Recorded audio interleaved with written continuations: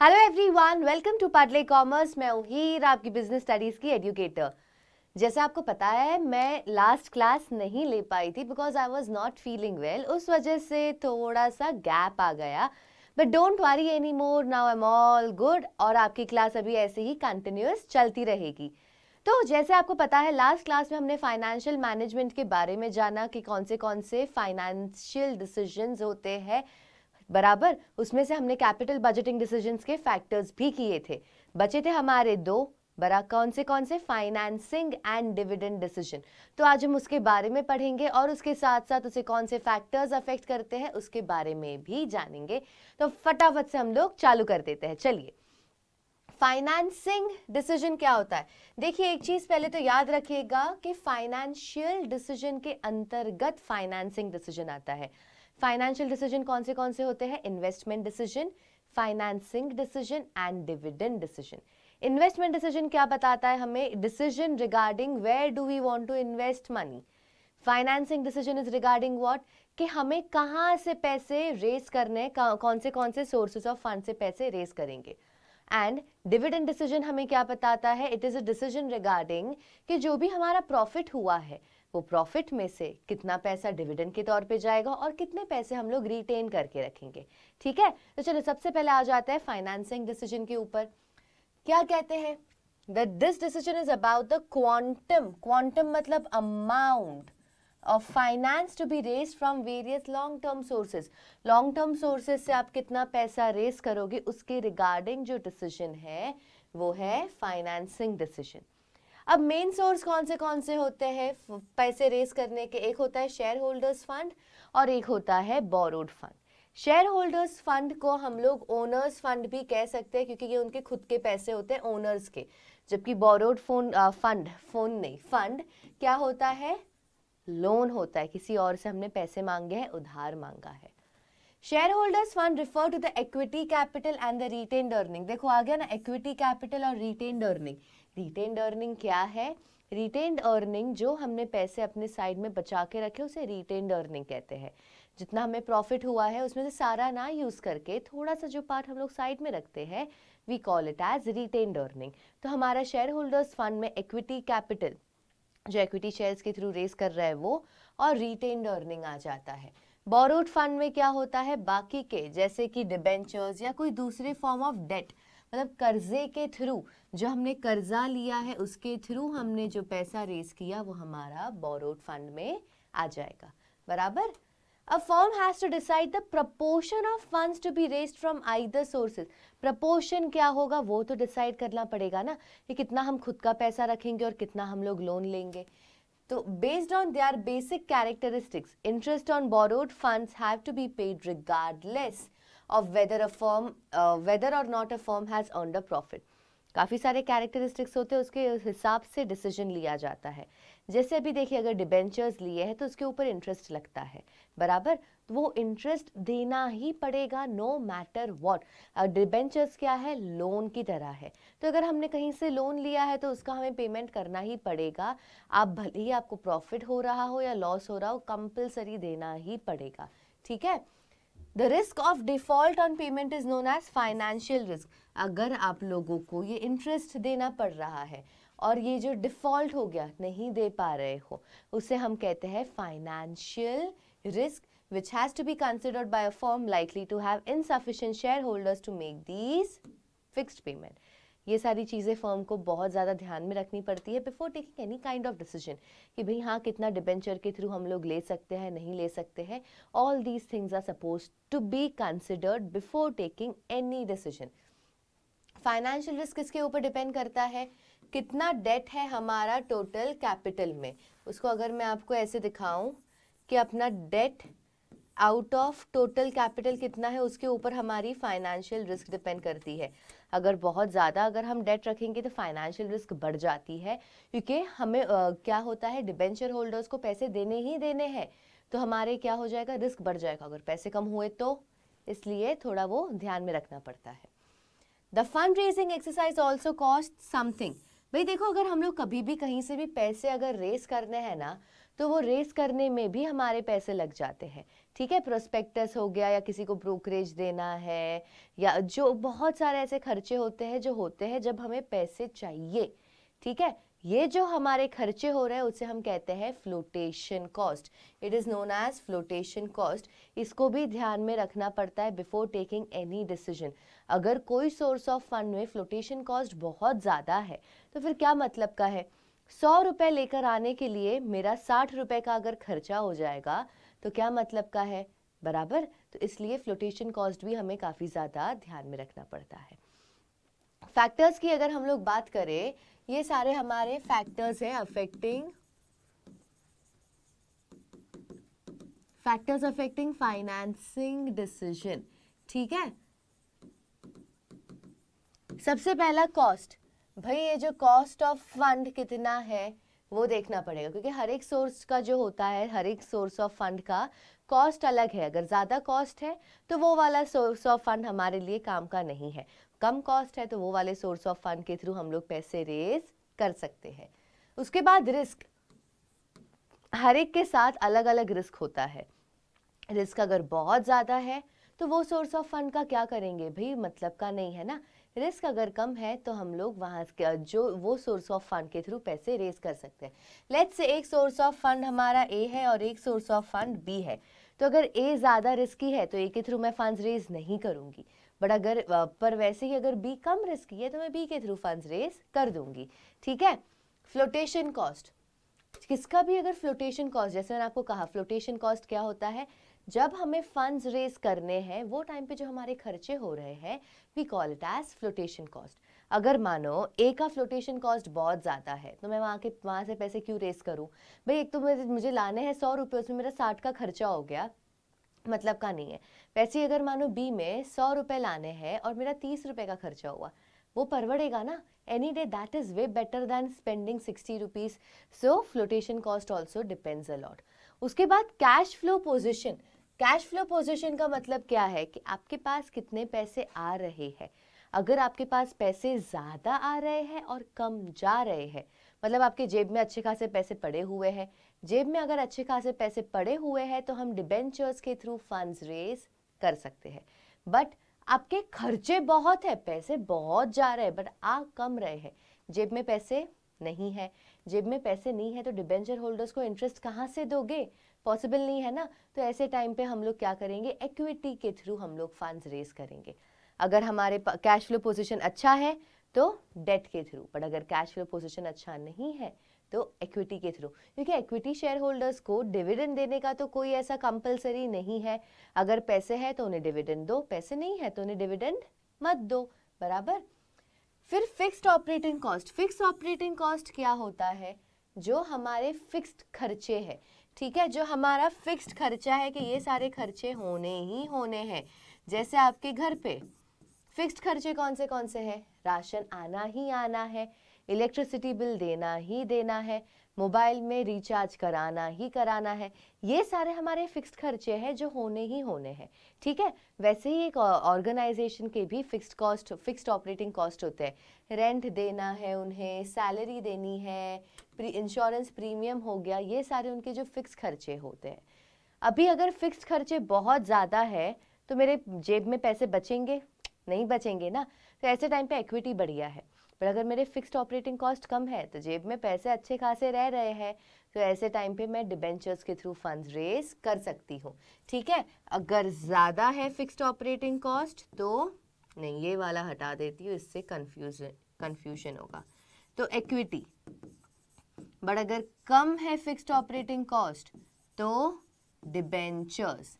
ठीक है, वैसे यहाँ पे भी लिख देती हूँ, कैश फ्लो पोजीशन अगर स्ट्रॉन्ग है तो डेट डिबेंचर्स, वैसे ही अगर वीक है तो फिर किसके थ्रू करेंगे? इक्विटी। उसके बाद क्या कहते हैं, कंट्रोल कंसिडरेशन। देखो हमें पता है अगर हमने इक्विटी शेयर के थ्रू फंड्स रेज किए तो ओनर्स बढ़ जाते हैं। ओनर्स बढ़ जाएंगे तो फिर क्या हो जाएगा, कंट्रोल जो है वो थोड़ा डाइल्यूट हो जाएगा, बराबर। अगर जो अभी के करंट ओनर्स है, if they don't want that, अगर उन्हें चाहिए नहीं नहीं नहीं भाई कंट्रोल ज़्यादा लोगों के हाथ में नहीं जाना चाहिए, तो इक्विटी के थ्रू फंड्स रेज नहीं कर सकते हैं। But if they are okay, कि हाँ ठीक है थोड़ा कंट्रोल चले जाएगा तो कोई दिक्कत नहीं है, तो इक्विटी के थ्रू फंड्स रेस कर सकते हो, ठीक है। सो इसमें अगर हम लोग बोले कि कंट्रोल की बात करें, अगर उन्हें चाहिए कि ज़्यादा लोगों के हाथ में कंट्रोल हो, चलेगा उन्हें तो इक्विटी के थ्रू, बट अगर उन्हें चाहिए कंट्रोल कम लोगों के हाथ में हो तो डिबेंचर्स या डेट के थ्रू, ठीक है। कैपिटल मार्केट का पोजीशन कैसा है, देखो जब भी स्टॉक मार्केट अपनी ऊपर जा रही है ना, लोग बहुत ज़्यादा शेयर्स खरीदते हैं, तो आपके शेयर्स लोग खरीदने की पॉसिबिलिटी है। तो अगर शेयर कैपिटल मार्केट ऊपर जा रही है तो इक्विटी के थ्रू ही करो, क्योंकि आपके शेयर्स जल्दी से बिक जाएंगे। पर अगर कैपिटल मार्केट का पोजीशन अच्छा नहीं है तो फिर क्या हो जाएगा, आपके कोई शेयर्स ही नहीं खरीदेगा। अभी शेयर्स नहीं खरीदेगा तो फिर आप शेयर्स डाल तो दोगे, but no one is buying, तो आपके पास पैसे कहाँ से आएंगे। तो ऐसे टाइम पे अगर कभी भी कैपिटल मार्केट का कंडीशन खराब है तो फिर तो भाई डेट के थ्रू ही कर दो, पैसे पक्के पक्के आने ही आने हैं, ठीक है। तो ये सारे हो गए हमारे factors affecting the financing decision. आ जाते हैं अभी डिविडेंड डिसीजन के ऊपर। डिविडेंड डिसीजन जैसे मैंने आपको कहा क्या है कि हमारे पास इतना ज्यादा देखो प्रॉफिट है, अब प्रॉफिट में से कौन रखेगा, रिटेन्ड अर्निंग कितनी और हमारा डिविडेंड कितना, वो हमारा डिविडेंड डिसीजन में हम लोग डिसाइड करते हैं, ठीक है। तो यहाँ पे क्या कह रहे हैं, डिविडेंड क्या है, dividend is that portion of profit which is distributed to the share holders. किसको देते हैं, हमारे सारे share holders, equity and preference share holders को डिविडेंड दिया जाता है। कहाँ से देते हैं, प्रॉफिट में से, ठीक है।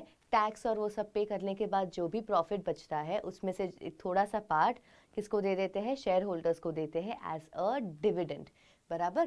तो डिसीजन क्या है इसमें, the decision involve here is how much of the profit earn by the company, जो प्रॉफिट अर्न किया है कितना डिस्ट्रीब्यूट करेंगे शेयर होल्डर्स को और कितना रिटेन करके रखेंगे, ठीक है। इसका डिसीजन लिया जाता है डिविडेंड डिसीजन के तहत। अभी अगर हम लोग आगे देखें इसमें factors affecting the dividend decision, बहुत सारे फैक्टर्स है जो डिविडेंड डिसीजन को अफेक्ट करता है, एक एक करके ध्यान से समझेंगे, डोंट वरी अबाउट इट, ठीक है। अमाउंट ऑफ अर्निंग, अरे यार अच्छी बराबरी है ना, अगर आप ज्यादा पैसे कमा रहे हो तो फिर आप ज्यादा डिविडेंड दे पाओगे, पर अगर आप कम पैसे कमा रहे हो तो आप डिविडेंड तो ऑब्वियसली कम ही दोगे, करेक्ट। तो इसमें क्या होता है, देखो dividend are paid out of current and past earning, इसलिए अर्निंग एक मेजर डिटर्मिनेंट है हमारा डिविडेंड का। अगर हमारी अर्निंग ज्यादा तो हमारा डिविडेंड, मैं मोर की जगह प्लस का साइन डाल देती हूँ तो it will be easier for you to understand.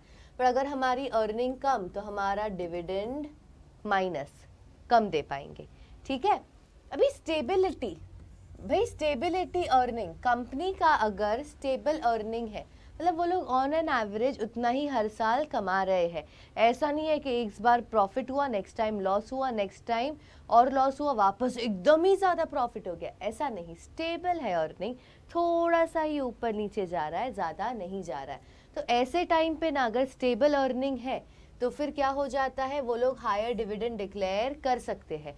But अगर एक कंपनी जो है उसकी अर्निंग स्टेबल नहीं है, कभी इधर कभी इधर कभी एकदम नीचे, ऐसे टाइम पे वो लोग डिविडेंड ज़्यादा नहीं दे सकते, बिकॉज क्या हो जाएगा, नेक्स्ट ईयर अगर उनके पास पैसे नहीं हुए तो फिर शेयर होल्डर्स बोलेंगे हाँ लास्ट टाइम तो हमें बढ़िया दिए थे, इस बार इतने ही दिए हैं, मज़ा नहीं आ रहा है। तो इस चक्कर में वो लोग क्या करते हैं कि वो लोग ज़्यादा फिर डिविडेंड नहीं देते हैं। तो अगर स्टेबिलिटी है, अगर स्टेबिलिटी है तो डिविडेंड ज़्यादा, बट अगर अनस्टेबिलिटी है तो डिविडेंड कम हो जाएगा, ठीक है। फिर नेक्स्ट क्या कहते हैं, स्टेबिलिटी ऑफ डिविडेंड। देखो कंपनी जनरली क्या करती है कि है ना, वो लोग है ना डिविडेंड ऐसे स्टेबल ही देती है, ऐसे नहीं करती कि एक बार बहुत ज़्यादा एक बार बहुत कम। अगर उन्हें पक्का पक्का पता है कि भाई अभी हमारी इनकम इतनी इंक्रीज हो गई है ना, अब नीचे नहीं जाएगी, अभी यही लाइन पे हमारी कहीं ना कहीं बनी रहेगी, ऐसे टाइम पे ही वो लोग डिविडेंड बढ़ाते हैं, वरना डिविडेंड नहीं बढ़ाते, because they like to keep this policy where the dividends are stable, okay, they follow this policy. तो the increase is generally made when there is confidence कि भाई अभी अर्निंग हमारी बढ़ने ही वाली है, अभी नीचे नहीं जाएगी, तभी करेंगे, वरना स्टेबिलिटी रखते हैं।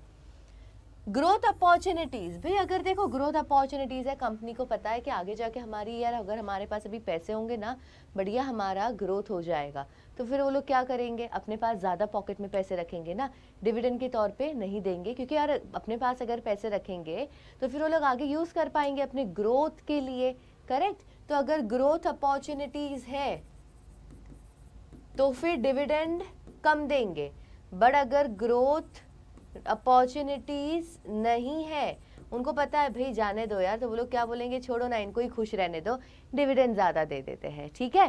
सो ग्रोथ अपॉर्चुनिटीज़ है तो डिविडेंड कम, बट अगर ग्रोथ अपॉर्चुनिटीज़ नहीं है तो डिविडेंड ज़्यादा, ठीक है। चलो नेक्स्ट आगे देखते हैं, शेयर होल्डर्स प्रेफरेंस।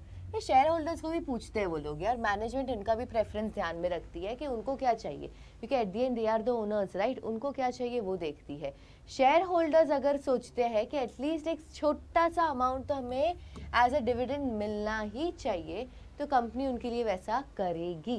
फिर कंपनी क्या बोलती है कि भाई हमें तो हमारे शेयर होल्डर्स को खुश रखना है, क्योंकि वो लोग तो ओनर्स है कंपनी के। तो अगर शेयर होल्डर्स का ये प्रेफरेंस है कि एटलीस्ट इतना तो दे दो हर साल, हमें ये नहीं चाहिए कि आप इतना ज़्यादा दो, वी डोंट वांट दैट, पर हमें क्या चाहिए, हमें चाहिए आप एटलीस्ट मिनिमम इतना दे दो हमें, so we also will be happy, so company does that, okay. उसके बाद अगर हम कैश फ्लो पोजीशन, जैसे मैंने आपको पहले ही बता दिया था, कैश फ्लो पोजीशन क्या होता है, कैश फ्लो पोजीशन हमें बताता है कि हमारे पास कितने पैसे आ रहे हैं और कितने जा रहे हैं। अगर हमारा कैश फ्लो पोजीशन बढ़िया है, अगर हमारा कैश फ्लो पोजीशन स्ट्रांग है, मतलब हमारे जेब में ज़्यादा पैसे रह रहे हैं, तो मैं डिविडेंड ज़्यादा दे पाऊंगी ना। बट अगर मेरा कैश फ्लो पोजीशन वीक है, मतलब मेरे जेब में कम पैसे रह रहे हैं, क्योंकि खर्चे बहुत है, इनकम कम है पर खर्चे बहुत ज़्यादा है, ऐसे टाइम पे भाई पैसे ही अगर ना हो तो डिविडेंड कम देंगे, ठीक है। टैक्सेशन पॉलिसी, अगर टैक्स बहुत ज़्यादा है तो डिविडेंड, अगर टैक्स बहुत ज़्यादा है तो डिविडेंड हमारा कम हो जाएगा, वैसे ही अगर टैक्स हमारा कम है तो डिविडेंड ज़्यादा दे पाएंगे, ठीक है। ये सारी चीज़ें याद रखनी है, क्योंकि देखो सबसे एक आपको अगर अच्छे से समझा दूँ टैक्सेशन पॉलिसी का क्या होता है, देखिए हमारा ये इंसान के ऊपर बना देती है। अगर हमारा ग्रॉस प्रॉफिट है 10,000, ठीक है, मैं दो एग्जाम्पल ले रही हूँ। ग्रॉस प्रॉफिट में से पहले तो टैक्स माइनस करते हैं, मानो फर्स्ट टाइम में टैक्स था 1,000 रुपये, दूसरे टाइम में टैक्स था 5,000 रुपये, तो मेरा नेट प्रॉफिट कितना बचा, यहाँ पे बचा 9,000, यहाँ बचा 5,000। ये जो नेट प्रॉफिट होता है ना, इसी में से डिविडेंड दिया जाता है। देखो अगर टैक्स ज़्यादा होगा तो मैं डिविडेंड तो कम ही दे पाऊंगी, क्योंकि मेरा नेट प्रॉफिट ही कम है, बट अगर मेरा टैक्स कम होगा तो मेरा नेट प्रॉफिट ज़्यादा है तो मैं डिविडेंड ज़्यादा दे पाऊंगी। इसलिए कहते हैं कि अगर देखो मेरा टैक्स अगर ज़्यादा है तो मैं डिविडेंड कम दे पाऊंगी। देखो यहाँ पे टैक्स ज़्यादा था तो डिविडेंड मेरा कम दे पाऊंगी, क्योंकि पैसे ही कम है मेरे पास। पर अगर मेरा टैक्स कम हो, जैसे ये केस में मेरे पास नेट प्रॉफिट ज़्यादा बचेगा, तो मैं डिविडेंड भी ज़्यादा दे पाऊंगी। उसके बाद स्टॉक मार्केट का रिएक्शन कैसा है, देखो इन्वेस्टर्स है ना, इन जनरल उनका क्या होता है, वो लोग सोचते हैं कि इंक्रीज करेंगे ना अगर डिविडेंड, तो मतलब ये अच्छी खबर है, ठीक है, डिविडेंड अगर बढ़ा देते तो अच्छी खबर है स्टॉक प्राइसेस के लिए, क्योंकि स्टॉक फिर लोग ज़्यादा आपके स्टॉक्स खरीदते हैं। पीपल विल बी लाइक, अरे वाह ये लोग डिविडेंड तो बहुत बढ़िया दे रहे हैं, इनके मैं स्टॉक खरीद लेता हूँ ताकि आगे जाके मेरा बढ़िया मज़े आ जाएंगे। सिमिलरली अगर डिक्रीज हो जाता है ना डिविडेंड के प्राइस, तो फिर नेगेटिव इम्पैक्ट पड़ता है, लोग बोलते हैं ये लोग तो डिविडेंड भी कम दे रहे हैं, मैंने नहीं इनके स्टॉक्स नहीं खरीदने। तो इसलिए क्या करते हैं कंपनी के, एटलीस्ट मिनिमम थोड़ा डिविडेंड देते ही है, ताकि उनके जो स्टॉक का जो प्राइस है वो कम ना हो और लोग उनके शेयर्स खरीदें, बराबर। लास्ट अभी है, इससे ज़्यादा अब नहीं है, don't worry. Access to capital market, अगर ऐसा हो कि मैंने है ना आज अपने शेयर्स मार्केट में निकाले और 2 दिन में से अपने शेयर्स खरीद लिए, तो मेरे शेयर मार्केट में मेरा एक्सेस बढ़िया है ना, कैपिटल मार्केट में मेरा एक्सेस बढ़िया है, मैं जैसे ही शेयर्स डालती हूँ लोग खरीद लेते हैं, तो फिर मुझे अपने जेब में पैसे संभाल के रखने की क्या ज़रूरत है, बिल्कुल भी नहीं है ना, क्योंकि मुझे पता है मैं जैसे ही अपने शेयर्स इशू करूँगी मेरे पास पैसे आ जाएंगे। पर अगर मेरा कैपिटल मार्केट को एक्सेस इतना नहीं है, मैं शेयर्स मैंने इशू कर दिए बट कोई शेयर्स ही नहीं खरीद रहा है, तो फिर क्या होगा, मुझे मेरे जेब में थोड़े ज़्यादा पैसे रखने पड़ेंगे, करेक्ट। तो यहाँ पे क्या कहते हैं, अगर जो रेप्यूटेड कंपनीज होती है उनको इजी एक्सेस होता है, इसलिए वो लोग अपना रिटेन्ड अर्निंग पे इतना ज़्यादा नहीं निर्भर होते।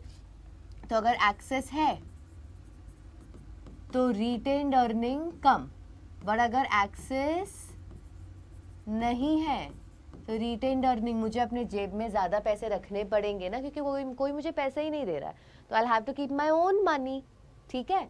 फिर लीगल कंस्ट्रेंट, देखो अगर मैंने ना कभी किसी क्या कहते हैं कि हमारी कंपनीज एक्ट जो है, उन्होंने भी कुछ है ना रूल्स लागू करके रखे हैं, ठीक है, कि भाई तुम लोग कितना डिविडेंड दे सकते हो और वो सब, तो ये सारे रूल्स और ये सारे पॉलिसीज हमें ध्यान में रखने पड़ेंगे, कंपनी को मद्देनजर रखने पड़ेंगे जब वो लोग डिविडेंड डिक्लेयर कर रहे हैं कि भाई ये लोग सारे जो लीगल कंस्ट्रेंट्स है, जो सारे कंपनीज एक्ट के तहत जो भी लॉज बने हैं, उसका वो लोग उल्लंघन ना करें। उसके बाद लास्ट है कॉन्ट्रैक्चुअल कंस्ट्रेंट। मानो कंपनी ने कभी किसी से लोन लिया, ठीक है, मानो कंपनी ने बैंक से लोन ले लिया, तो जब बैंक से लोन लेती है तो एक क्या कॉन्ट्रैक्ट साइन करना पड़ता है, वी ऑल नो दैट। ये कॉन्ट्रैक्ट में ना बैंक काफ़ी सारे रूल्स एंड रेगुलेशंस ऐसे क्लॉजेस डाल देती है। उसमें एक क्लॉज ऐसा भी हो सकता है कि जिसमें बैंक वाले कहे कि देखो डिविडेंड ज़्यादा नहीं देना। क्यों ऐसे कहेगी बैंक? ऑब्वियस है यार, बैंक क्या बोलेगी, आप अपने ओनर्स को इतना ज़्यादा डिविडेंड दे रहे हो, इधर मेरा कर्जा पड़ा हुआ है, पहले वो ख़त्म करो ना, फिर उनको देते रहना जितना देना है। सो इसलिए ऐसे टाइम पे जो कॉन्ट्रैक्चुअल कंस्ट्रेंट्स है उसे भी ध्यान में रखना पड़ता है, ठीक है। क्या कह रहे हैं, while granting loans to company the lender may impose certain restriction on the payment of dividend. Companies को ये इंश्योर करना है कि ये सारे जो वो लोग कभी भी उनके जो टर्म्स है उसे वायलेट ना करे जब डिविडेंड दे रहे हो तब, ठीक है। इतना आई होप सो आपको बढ़िया तरीके से समझ में आ चुका है। हमने किया है financing decision and dividend decision के फैक्टर्स, ओके। मैं ये सारे इतने दो क्यों ले रही हूँ, द रीज़न इज कि ये सारे बहुत ज़्यादा है और इनको अभी हमें लॉजिकली समझना भी बहुत ज़्यादा ज़रूरी है, इसलिए मैं आपके ये दो लिए हैं। नेक्स्ट क्लास में मैं आपका ये आगे टॉपिक और बढ़ा दूंगी, you don't have to worry about that. अगर आपको कोई भी इसमें डाउट है तो फिर प्लीज़ कमेंट में लिखिए, I will surely reply to your comment. और अगर आप नए हो ये चैनल पे तो प्लीज़ सब्सक्राइब भी कर दो यार, और वो बेल आइकन है ना उसे प्रेस कर देना, ठीक है। मैं आपको मिलूंगी नेक्स्ट क्लास में यही चैप्टर के थोड़े और टॉपिक्स के साथ। तब तक के लिए बाय बाय, पढ़ते रहिए और पढ़ले कॉमर्स के साथ बने रहे।